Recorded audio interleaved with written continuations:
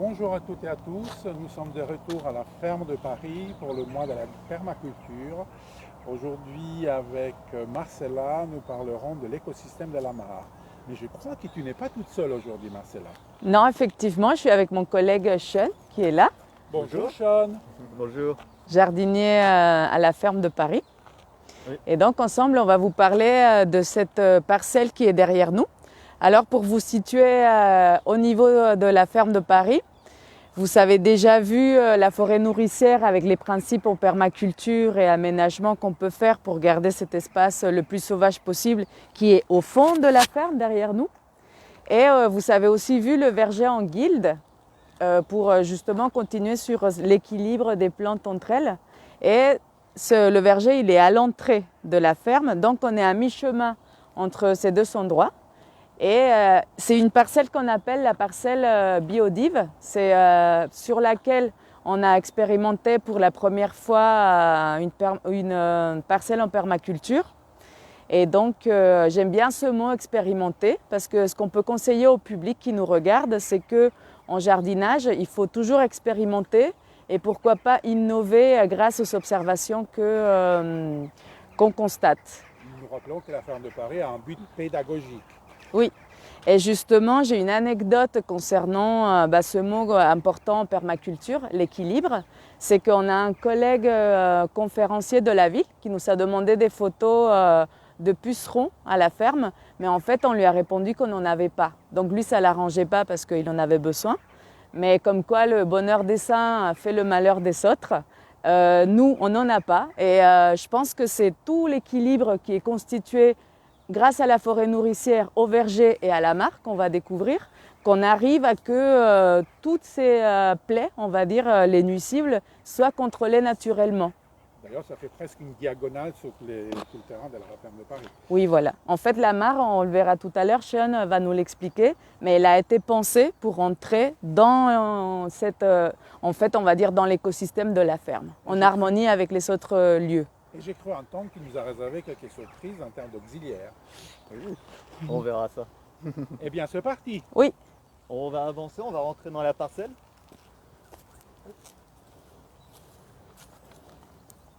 Alors, on va commencer par visiter la première étape de avant la mare. Donc, ça s'appelle la fosse de décantation. Donc on va grimper. Je vais regarder ça de plus près. Donc ça c'est la fosse de décantation. C'est là où toutes les eaux usées de la ferme de Paris finissent. Donc vraiment on revalorise tous les eaux usées à cet endroit-là. Donc le but c'est de nettoyer l'eau, on peut dire ça comme ça. Et il y a plusieurs étapes. Donc la première étape c'est une première fosse où l'eau avec l'action des bactéries va se décomposer et liquéfier toute la matière solide. Ensuite, elle va traverser un filtre de sable et atterrir dans une autre fosse où d'autres bactéries vont agir pour transformer toute la matière organique en éléments assimilables pour les végétaux. Donc je vous parle de ça parce que après ça, toute l'eau va dans la mare. Qu'on ne voit pas maintenant, mais qui est Et qu'on juste verra derrière. qui est juste derrière. Alors on va redescendre et on va s'approcher de la mare.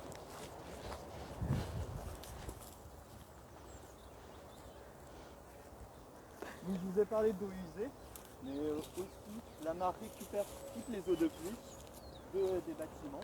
Tous les bâtiments de la ferme ont bien sûr une gouttière et toutes ces eaux sont transportées directement dans la mare. Et ne passent pas par la fosse de décantation. Voilà, tu parles un peu plus fort. D'accord.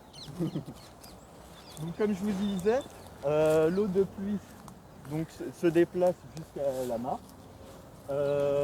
J'en profite, là on est en train de marcher vers la mare et on peut voir, comme on est dans une parcelle un peu expérimentale, on a aussi mis des fruits et des végétaux comestibles. Donc on peut voir, il y a des baies de goji, on est passé à côté d'un cognaté, il y a des framboisiers qui viennent d'être taillés. Et nous voici arrivés à la mare. Donc j'en profite, je parlais des eaux de pluie qui étaient rejetées. Je vais vous montrer où ça passe. Hop. Donc comme tu disais, Sean, c'est toute l'eau qui est récupérée au niveau des toits grâce aux canalisations qui arrivent là. Exactement. Et ensuite finit dans la mare. Mhm. Et on parlait de la fosse de décantation, je vais vous montrer aussi une autre vue de toute l'eau. Voilà, c'est ici. Toute l'eau des eaux usées qui ont été bien nettoyées finit ici et se déverse Alors, ensuite dans la mare. on montre d'abord, hein, nous étions là, hein, pour ceux qui étaient ici. Juste derrière. Et Mhm. juste derrière, voilà, il y a cette... La canalisation. Et là, je vais vous montrer en fait les eaux qui sont déjà filtrées. Elles s'arrivent à la mare grâce à ce gros tuyau qui est là. Mhm.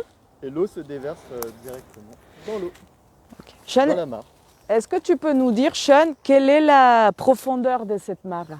La mare fait 1,20 m de profondeur. D'accord. Et 14 mètres de largeur sur à peu près 4-5 mètres.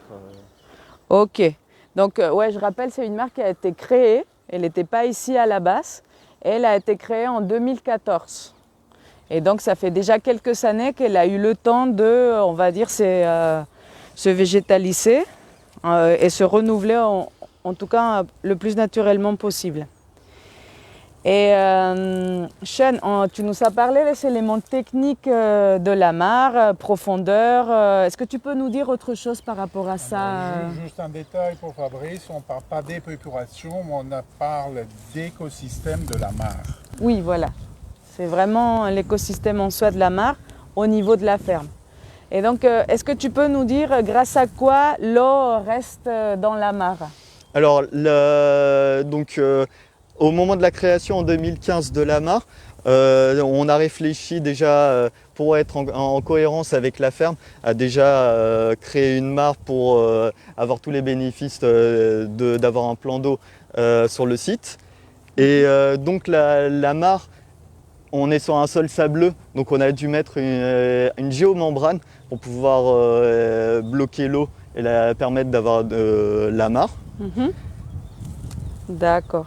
Effectivement, ce qu'on voulait traiter au niveau de la mare, c'est que l'élément aquatique, c'est un plus pour un espace en agroécologie, parce que en fait, comme on le sait tous, mais on n'y pense pas souvent, c'est que on habite la planète bleue et en fait, nos besoins en eau sont très importants. On peut passer plusieurs jours sans manger. Mais l'eau, elle est vraiment essentielle en fait, que ce soit pour nous les êtres humains, mais aussi pour les animaux et les végétaux. Et donc avoir un endroit comme ça, c'est vraiment un plus au niveau de l'agriculture. C'est un réservoir qui bénéficie à tous les... Effectivement. Mhm. Et elle participe à la trame bleue, qui est un réseau de cours d'eau et de zones humides qui sont reliés entre eux, et pour permettre un brassage de la population animale. On voulait poser une question au public qui nous suit. Est-ce qu'ils savent à quoi fait référence la notion d'auxiliaire au jardin et auxiliaire des cultures? Donc on va vous laisser un temps de réflexion. Entre-temps, Sean, on va continuer avec Sean sur l'explication de notre écosystème de la mare. Alors, bien sûr, la mare, il faut l'entretenir. Donc il y a toujours un entretien à faire assez souvent. Donc déjà sur les berges, à faire de la fauche, couper, tailler les arbres. Mais sinon, dans l'eau précisément, il faut faire un faucardage. Alors c'est une opération technique qui, en gros, on coupe tous les roseaux et les herbacées qui envahissent le milieu pour pouvoir permettre au soleil de rentrer et à la végétation, au reste de la végétation de se développer, et pour éviter le refermement du milieu et donc la disparition de la mare. Oui, parce qu'on voit qu'ici, les arbres sont quand même très très hauts. Oui, c'est des grosses herbes. Et il faut aussi le rappeler, à la ferme, la mare, elle est fermée en accès libre au public. En fait, on rentre ici quand on est en atelier, quand la ferme est ouverte, on vient et on profite justement de toute la végétation qui est comestible à la mare. Ça a été pensé comme ça. Et la mare, elle a été aussi mise en sécurité. Donc, Sean, est-ce que tu peux nous expliquer par rapport à la sécurité le concept qui a été fait grâce aux plages qu'on trouve au bord de la mare? Alors, à quoi ça sert? Je rappelle effectivement que la ferme de Paris est une ferme pédagogique. Vous recevez beaucoup d'enfants, beaucoup d'écoles, un temps de nombreux. Et maintenant que tu le dis, même cet endroit-là, cette parcelle-là, et notamment la mare, elle sert de lieu de formation, justement, pour l'école du Breuil notamment. L'école du Breuil, qui nous rappelons, est l'école des jardiniers paysagistes de la ville de Paris, qui n'est pas très loin d'ici. Donc Sean, est-ce que tu peux nous expliquer Alors la mare a été conçue avec des différents paliers pour éviter déjà d'avoir une pente abrupte qui permettrait, pour permettre aux amphibiens et aux autres animaux de s'approcher de la berge sans tomber et de ne pas pouvoir en sortir. Donc il y a plusieurs niveaux pour permettre aussi à toute la végétation de pousser et donc de créer une grande diversité floristique. Donc j'en profite, on a planté beaucoup de plantes, dont des zélophytes et des hydrophytes. Donc les zélophytes, c'est toutes les plantes sur berge, sur la berge, qui ont besoin d'un sol gorgé en eau, mais de n'être pas inondé. Alors que contrairement aux hydrophytes, il faut que ce soit des plantes, c'est des plantes qui ont besoin d'être constamment dans l'eau, dont par exemple les nénuphars ou les lentilles d'eau. On a quelques réponses par rapport aux auxiliaires. Nous avons Fabrice qui dit que ce sont des êtres vivants qui viennent jouer un rôle à remplacement en tout en partie du travail de l'être humain. Par exemple, les vers qui travaillent le sol et qui l'intègrent dans leurs nutriments et qui servent en plus d'engrais. Géraldine qui nous dit que c'est la faune et la flore qui participent au maintien de l'écosystème de la mare. Donc, mais est-ce que vous avez des réponses un peu plus précises? Oui, peut-être qu'on peut profiter. Oui, on va en profiter. Alors les auxiliaires de culture, c'est donc toutes les espèces qui participent, contrairement aux nuisibles, au bien-être et à tous les bienfaits de l'agriculture. Donc ils vont aider l'agriculteur ou le fermier. Donc par exemple tous les pollinisateurs vont permettre la pollinisation de toutes les plantes, ou par exemple tous les parasitoïdes, ça c'est un exemple d'auxiliaire de culture. Donc les parasitoïdes, c'est toutes les espèces qui vont détruire tous les nuisibles. Par exemple une espèce qui va pondre un œuf dans l'œuf du nuisible et détruire donc dans l'œuf le nuisible. La naissance, voilà. Par exemple, un exemple, le trichogramme, c'est une espèce qu'on dissémine partout dans les cultures de maïs pour détruire la pyrale du maïs. Je vois un radeau en plein milieu de la mare. C'est quoi ce radeau? Le radeau, ça a été conçu par des étudiants de l'école du Breuil et c'est un refuge pour les oiseaux qu'on a dans la mare. Donc on a surtout des gallinules poules d'eau qui vivent dans la mare et c'est pour leur laisser un petit refuge. Et qu'on ne voit pas aujourd'hui, bien qu'il fasse beau. Oui. Et Sean, excuse-moi, je voulais te couper pour que tu nous montres ce que tu as pu récupérer comme auxiliaire justement aujourd'hui à la mare. Oui, il a fait une petite pêche avant le direct. Hop, on y va. Quelques surprises. Alors, j'ai utilisé une épuisette, tout simplement. Une épuisette comme ça, que j'ai plongée dans l'eau pour récupérer tout ce qui est vivant dans la mare. Et j'ai mis tout ça dans le pot. Alors, je vais le mettre au soleil. Et donc, ce qu'on peut trouver, on va le découvrir. Je vais mettre ma main et regarder. Alors, par exemple, ceci, c'est un autonecte. C'est un insecte qui vit dans l'eau et qui a la particularité de nager sur le ventre. Donc ça, on peut le voir très facilement dès qu'on a un plan d'eau. On le voit nager à la surface. C'est quoi son rôle? Son rôle, c'est surtout un nettoyeur de l'eau. Ah, génial. Alors, sinon, à part ça, là par exemple, on a une azelle. Alors ça, c'est un décomposeur des débris des végétaux. Donc c'est déjà, ça permet de décomposer tous les végétaux morts. Et aussi, vu qu'ils se reproduisent énormément, ça fait de la nourriture à toute la faune présente dans la mare. Par exemple, les amphibiens, les larves de libellules. Hop. Alors, qu'est-ce qu'on a ici? Alors, on a encore une autonecte. Et regardez, on a un triton. Ouh là là, il est magnifique. Un triton. Et lui, Alors ça, c'est une espèce protégée Uh-huh. à éviter de manipuler. Là, comme je viens de pêcher, j'en profite pour vous le montrer. Mais comme c'est une espèce protégée, il faut éviter de trop le manipuler et de le laisser surtout tranquille. Et Parce que c'est des espèces en voie de disparition. D'accord. Et le triton, il va faire quoi au niveau de l'équilibre de la mare? Alors lui, il va surtout manger tous les... Ah bah, j'en profite. Il y a un autre triton. Ah oui, C'est il n'est jackpot. pas pareil. Hein. Ouais, c'est un autre... Ouais, c'est c'est un- une autre couleur. Il C'est est une autre beau, couleur. Oui. Magnifique. Ils vivent sous l'eau, ces gens. Et ils vivent vraiment principalement sous l'eau. Contrairement aux grenouilles et crapauds qui sont là seulement sur un temps donné. Donc c'est surtout la reproduction. Pendant la reproduction. Le crapaud est aussi un auxiliaire. Hein. Et c'est un auxiliaire, il mange énormément de limaces. Alors on a encore beaucoup d'azelles. Sous le sujet, je vous renvoie vers notre chaîne Paris Nature, sur lesquelles vous avez quelques tutos sur les auxiliaires.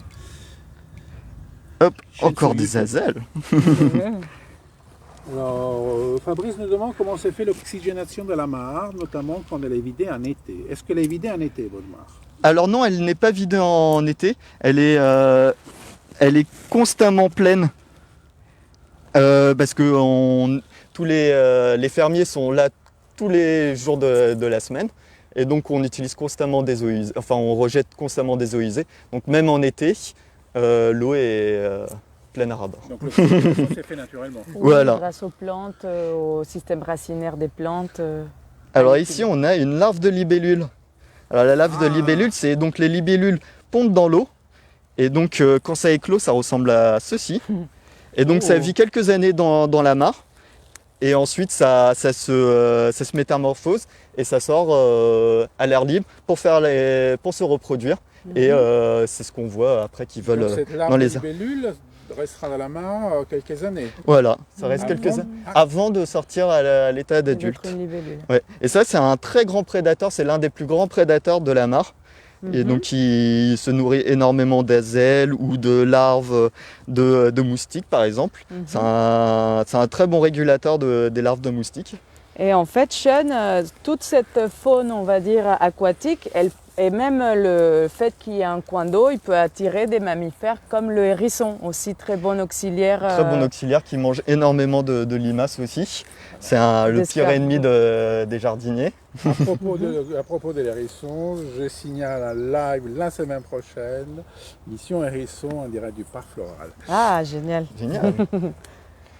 Donc voilà, pour continuer sur la mare, on voit que c'est un endroit propice pour développer les auxiliaires qui vont venir nous aider en agriculture.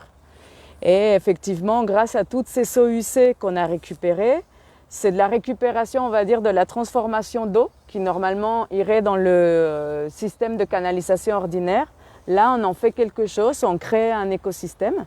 Et donc, on voulait donner quelques conseils aux gens qui nous regardent. Pour une grande marque comme ça, tu pourrais leur dire quoi, Sean? Alors, pour cette grande marque, déjà, faut investir énormément d'argent et de temps.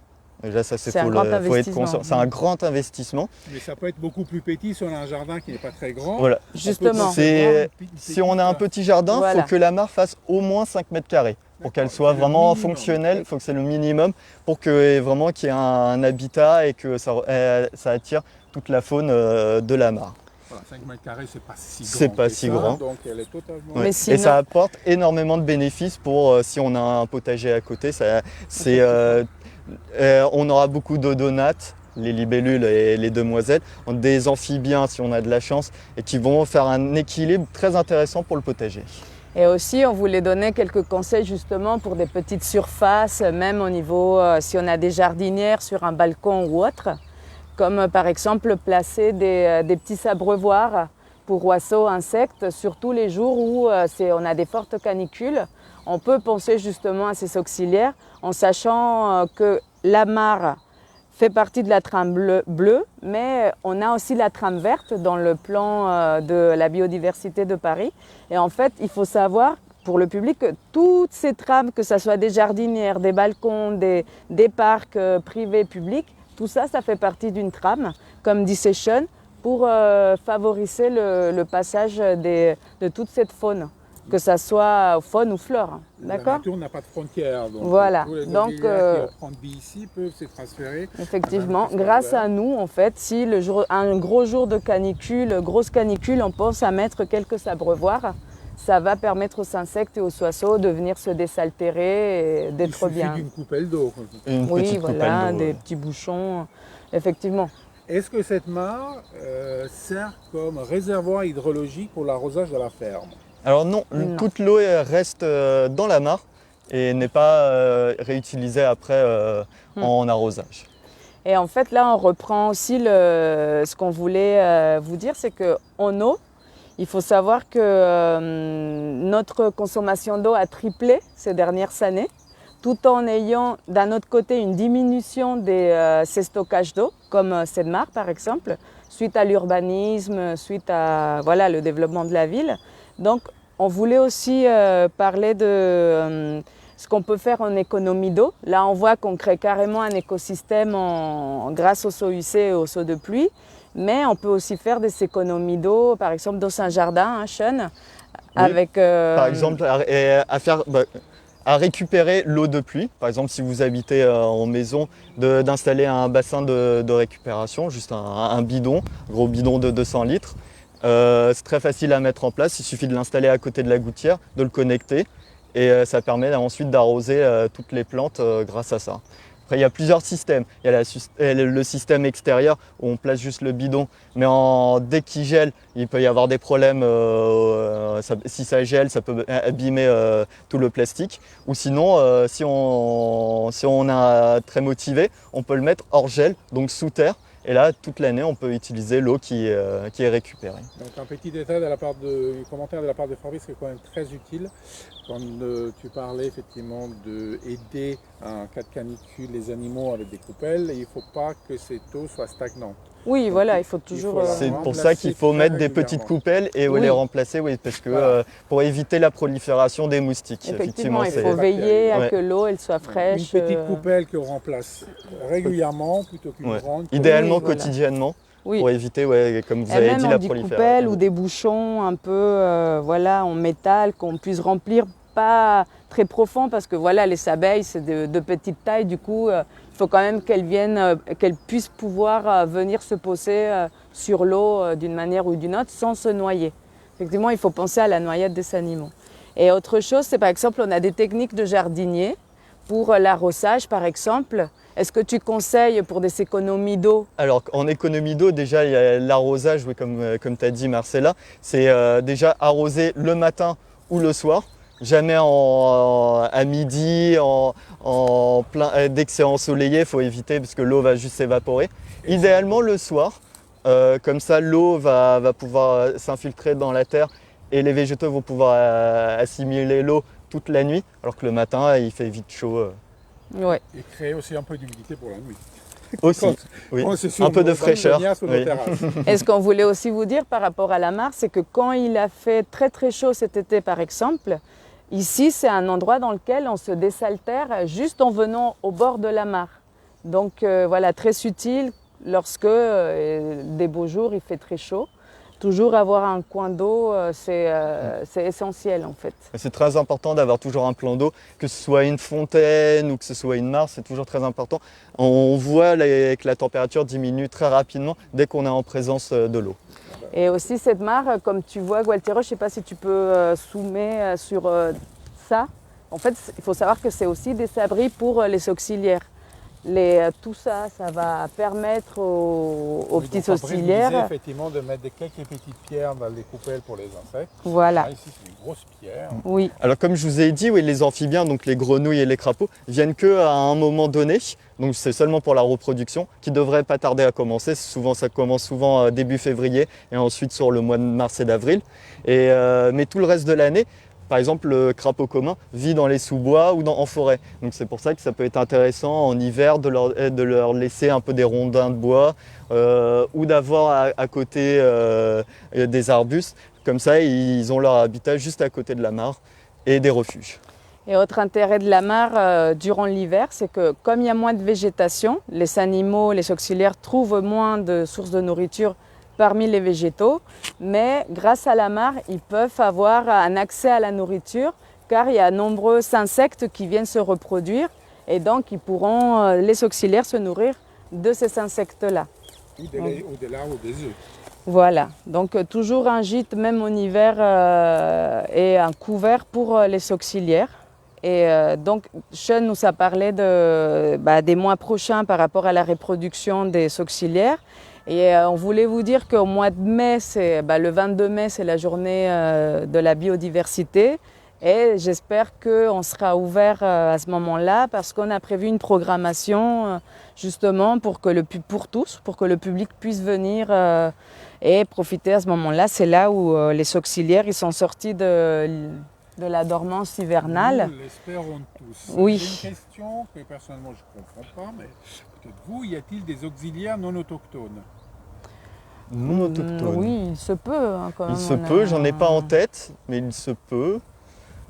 Après, non autochtone, ça implique souvent que c'est une espèce invasive, Oui. donc ça m'étonne un peu, Oui, je pense. ici à la ferme, en tout cas, je ne pense pas qu'on en ait. Oui. Ici, on privilégie surtout les plantes indigènes et donc une faune locale. On essaie de limiter l'apparition de toute plante invasive, donc exogène, donc extérieure au bassin parisien. Donc, d'ailleurs, je précise que tout ça, c'est bien sûr que des plantes du bassin parisien. Et on a fait exprès de planter seulement ça. Ah oui, il y a eu une étude au moment de la discussion Oui. par rapport effectivement aux plantations, aux espèces. Oui, Tout a été réfléchi pour attirer la faune locale et C'est ça. privilégier l'écosystème de la mare dans le bassin parisien. Donc il y a Edouard qui nous dit: confirmez-vous que l'eau avec laquelle l'on n'arrose pas n'est pas perdue, elle sera et va pour transpirer et redonner plus tard sous forme de pluie, contrairement à ce qui est l'eau de nos égouts. effectivement, Oui. c'est ça. Hein, c'est que. C'est un Oui. cycle. C'est un cycle. Oui, oui, oui, oui. Une autre question? Oui, comment luttez-vous contre les invasives? Les invasifs. Alors nous, les invasifs qu'on a ici, comme partout au bois de Vincennes, on a les perruches, mais ça, c'est très difficile à gérer. Et pour le coup, à la ferme, on a peu d'arbres, donc on les voit surtout de passage, mais on n'a pas forcément de foyer de perruches. Les invasifs aussi, les plus connus, c'est par exemple la renouée. Donc ça, dès l'apparition d'une renouée, on la fauche, on la coupe jusqu'à épuisement des rhizomes. Donc c'est un travail très dur à faire, mais on a la chance d'avoir peu de renouées ici. Très bien. Sachant Peut-être que voilà, que- ici, il y a quelqu'un 365 jours par an, tout le temps. C'est donc ça. il y a Et toujours un agent présent. voilà, contrôle permanent des espèces et des essences. Et effectivement, je pense que c'est avoir trouvé un équilibre aussi au sein de la ferme avec la complexité d'espace qui fait qu'effectivement, on peut se...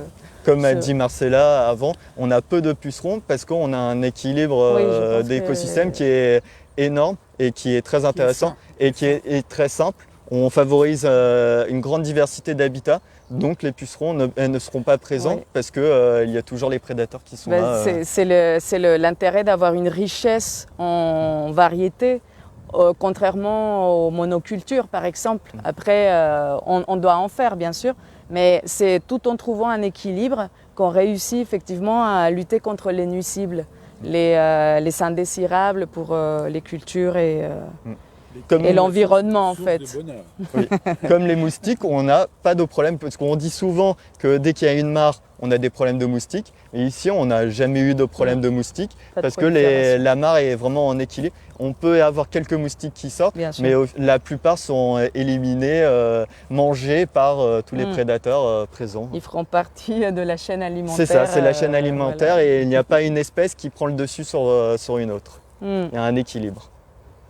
Merci Marcella, merci. Donc, si vous êtes intéressé par la biodiversité, je vous invite à vous rapprocher de nos collègues de la Maison Paris Nature et du plan biodiversité qui a été adopté par la mairie de Paris. Alors, une Est-ce- dernière question, oui. faites-vous des assolements autour de la mare? Alors non, on ne fait pas d'assolement. Non, on fait seulement quelques plantations d'arbustes fruitiers ou des plantations à nouveau de plantes de berges, mais pas d'assolement. Non, parce que comme dit, Domo Fabrice pose la question et ce sera la dernière. Donc toute la végétation qu'on voit ici a été plantée Ah ouais. création de la mare. Oui, Et surtout après, en 2016, ça a été planté au cours d'un atelier grand public. voilà, il y a 4 ans et après il y a des choses qui sont, comment dire, Après, on installées. laisse la nature s'installer et la végétation se développer avec un entretien régulier. Un premier coup de pouce à l'aménagement et après c'est la nature qui suit son cours sous contrôle vigilant des agents de la ferme de Paris. Merci Effectivement. Sean, merci Marcella. Juste rappeler pour le mois de mars, notre programmation qui continue en ligne sur l'arrivée du printemps. On attend le printemps à la ferme avec l'espace au potager, les outils qu'on va utiliser, aussi la préparation du sol grâce aux engrais verts et avec un atelier en ligne, oui, un atelier en ligne sur les préparations naturelles pour alternatives aux pesticides. Et ensuite, l'inclusion de l'animal en agroécologie avec les chevaux du bois de Vincennes qui sont... Tout ça fait partie du programme Nature que vous pourrez trouver sur Que faire à Paris, avec plein d'ateliers, visioconférences, des lives tout au long du mois de mars. Et on vous donne rendez-vous. Moi, personnellement, au Parc Floral mardi prochain et à Marcella et à Sean pour un prochain épisode. Oui, merci Avec beaucoup. plaisir. Merci et bonne journée à tous. Au revoir. Merci, au revoir.